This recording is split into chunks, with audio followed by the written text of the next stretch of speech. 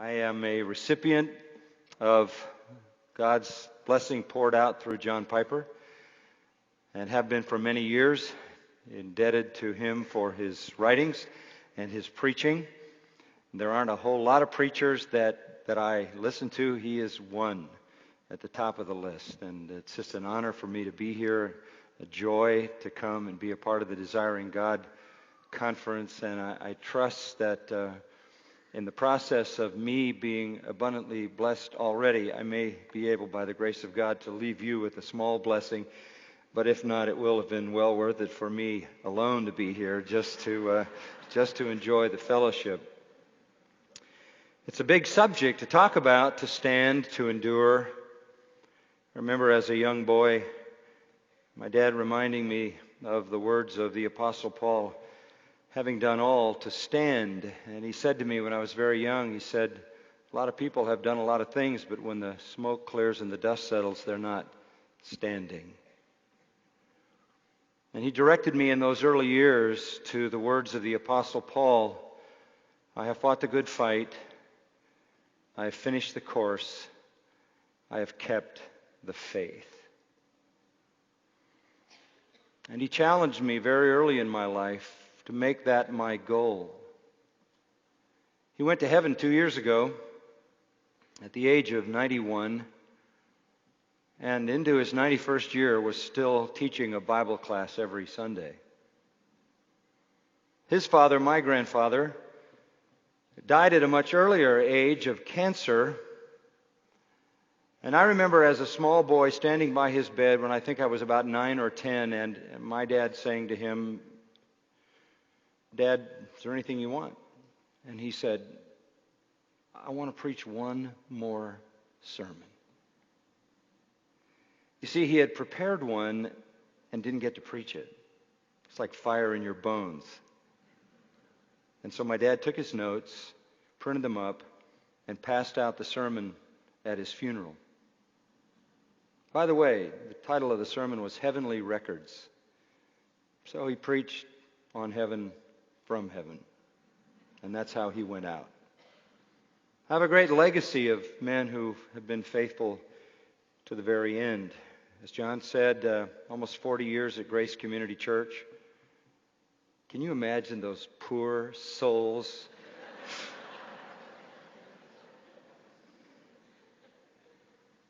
Baptizing, seeing come to Christ, third generation. Last Sunday night, I baptized 2 more of my own grandchildren. Having baptized my own children, I stood in the waters and heard the precious testimonies of Ty and Olivia from 2 different families of my children, and could hardly contain my gratitude to God for His grace in their lives through that church. I think I'm leaking here somewhere. Get this back where it belongs, if I can. I really do believe that when people say, you know, what's been the greatest influence on the life of your children, the answer, of course, is the work of the Spirit of God. But beyond that, it is the tremendous, relentless, comprehensive, and unified effort of a whole congregation of people to bring to bear the truth on their young lives. So my delight to be in one church all these years and to see my family grow in that church. I don't know if this is going to work, guys. Let me see here. I'm technologically challenged. Yeah, maybe that's simpler. Will that work better? Is that on now? Okay, we'll just do that. I'm a talking head anyway, so let's hide this somewhere. I really have lived in my church life on the backside of when you're supposed to leave and nobody wants you.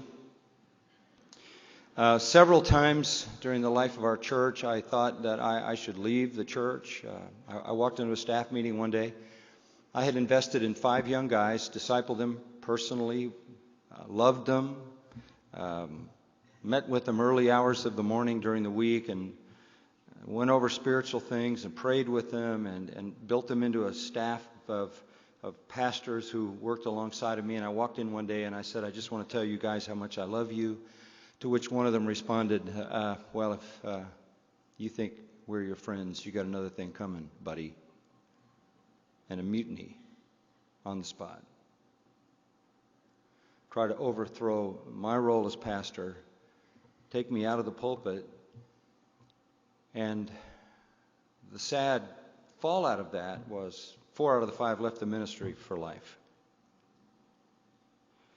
It was more than I could bear. And I would have gone if there was anywhere to go. That was about 8 years in. About 18 years in, 250 people left the church. And I began to question everything. They said my preaching was too long, too irrelevant, too dull, and a whole lot of other things. And 250 people left the church, led by elders. And again, I would have gone, but there wasn't anybody inviting me to go. So I'm on the back side of when you're supposed to go and nobody wants you.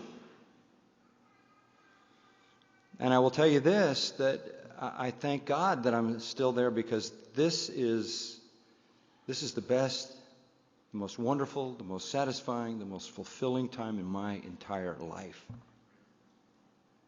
I thank God for every day that I can shepherd that church. And all those other things I do just kind of are peripheral.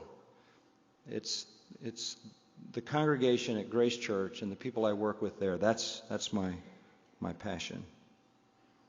And people have asked me, how do you have a long, enduring ministry? And if I can, I want to speak from the personal viewpoint. I know not all of you are going to be in ministry, but I only have one life to speak from, and this is it.